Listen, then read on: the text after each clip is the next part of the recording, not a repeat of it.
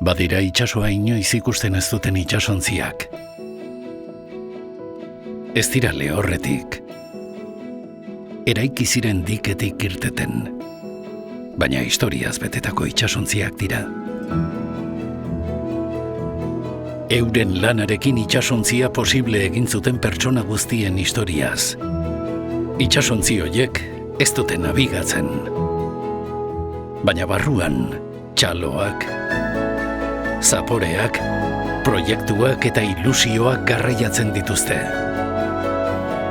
Agian itsasontzia ez da ontziola zaharretik mugituko, baina inoiz ez dago geldik.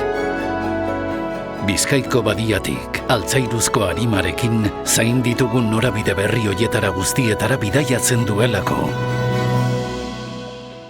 Euskalduna Bilbao.